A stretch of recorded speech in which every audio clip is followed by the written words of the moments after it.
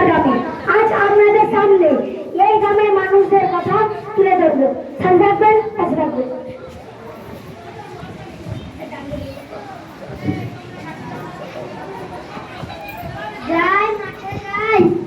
দাদা, আমি জিনুস চ্যানেল থেকে এসেছি।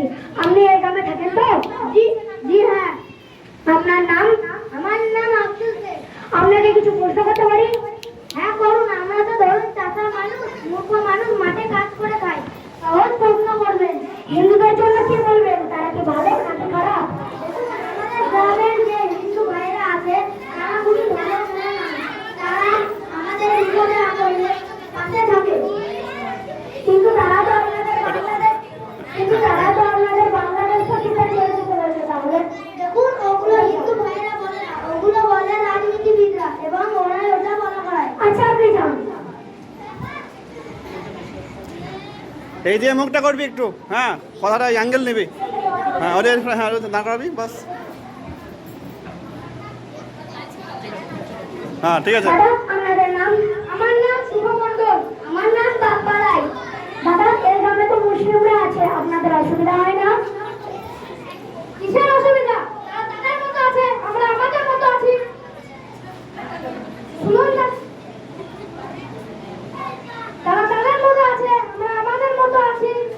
কিন্তু কিছুক্ষণ আগে এক মুসলিমকে জিজ্ঞেস করলাম, সে বলে তারা নাকি ভালো নেই, আপনারা ওদের উপর অত্যাচার করেন। মুসলিম বলে এটা হতে পারে না, আমরা কারোর উপর অত্যাচার করি না। তাছাড়া আমাদের গ্রামের মুসলিম ভাইরা খুবই ভালো, আমাদের বিপদে আপদে পাশে এসে দাঁড়ায়, আমাদের সম্পর্কটা খুব ভালো। কিন্তু তারা ঠিক খাচ্ছে, আপনাদের অসুবিধা হয় না? শুনুন দাদা, কে ঠিক খাচ্ছে সেটা না দেখে কে খেতে পেল না সেটা দেখুন। গ্রামটা একবার ঘুরুন, রাস্তার কি বেহাল দশা সেটা লাইভ করে মন্ত্রী মশাইদের দেখান।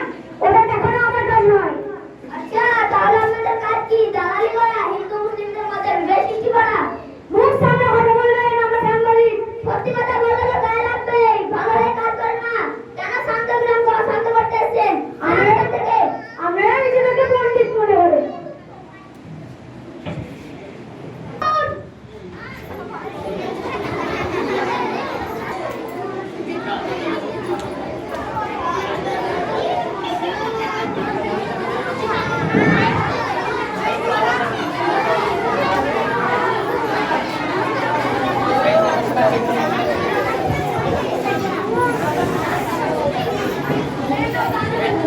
আমার সোনা, আমার সোনা কি তোরা মেরে ফেললো? আমি বলবো না।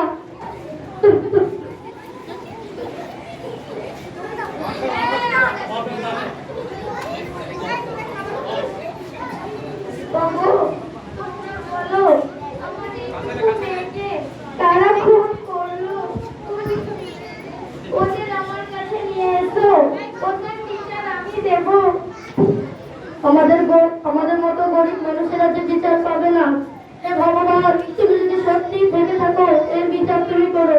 এই আইন যে আমাদের জন্য নয়, বড়লোকদের জন্য।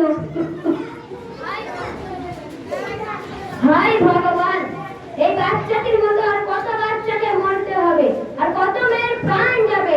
এই সমাজ যে আজ ধ্বংস হয়ে গেছে, এই সমাজের শেষ পরিণতি কি হবে?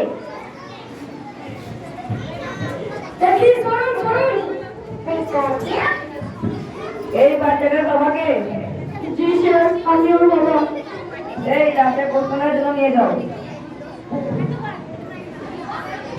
সাহেব, আমার মেয়ের ভিতরে আমার এই একটাই মেয়ে, আমি এখন কি নিয়ে বলবো? আপনি অবশ্যই দিতে পারবেন। এখন সাহেব, বলুন তো কটা মা তার মেয়ের বিচার পেয়েছে? আজ তাদের ধরবেন, 2 বছর পর আবার তাদের ছেড়ে দেবেন।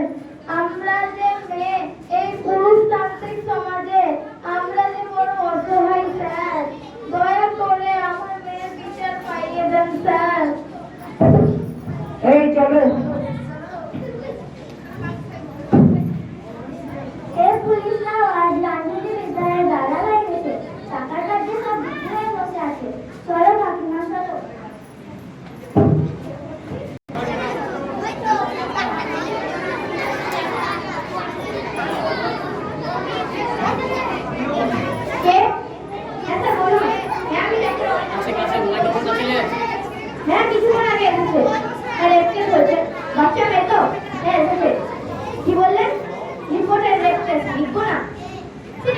সম্ভব।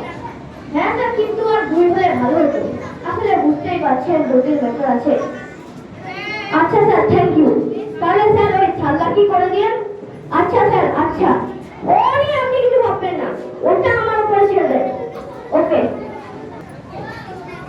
আসছি স্যার।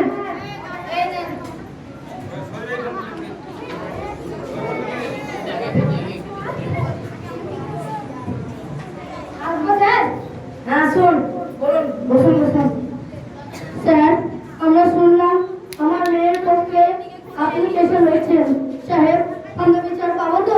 হ্যাঁ, অবশ্যই বিচার পাবেন, কিন্তু একটা সমস্যা হচ্ছে। কি সমস্যা স্যার, বলুন। কিছু টাকা লাগবে, না হলে কেসে এগোনো যাচ্ছে না। কত টাকা সাহেব? এই ধরুন লাখ খানেক। এত টাকা, এত টাকা আমি কোথায় পাবো স্যার? আমি যে গরিব মানুষ। আরে থামুন তো মশাই, এই সালা গরিব মানুষের নিয়ে এক জ্বালা, শুধু না খেয়ে বেলা স্বভাব। টাকা দিলে কেসে করবে, না কেসে খেলেই চলে যাবে। না সাহেব, কেস থামাবেন না। আমার মেয়ের বিচার না পেলে যে তার আত্মার শান্তি পাবে না। আমি এখন কি করি? আচ্ছা, আমার এখন অনেকটা পেন্ডিং করেছে, যান আপনারা আসুন, টাকার ব্যবস্থা করুন। আচ্ছা স্যার, আমরা টাকা চলো ভিখারি যা, এরকম চল।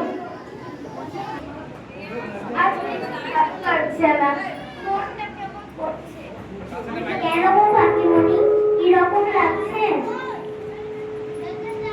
কাকিমা, কাকিমা, কাকিমা, তাড়াতাড়ি চলো। কাকা তোমার থেকে বাড়ি ফিরে যাবো। কাকা কি বল, বল, কাকা কি বল? কাকা কোর্ট থেকে বাড়ি ফেরার সময় টাকা হাতে টাকা না। কাকিমা, কাকিমা, কাকিমা, কাকিমা, কাকিমা। এই স্যার, তুমি এত নিষ্ঠুর কেন? এই সমাজে তুমি গরিবদের কষ্ট বুঝতে পারো না? এই সমাজে তুমি আর কাউকে গরিব করে পাঠাবে না।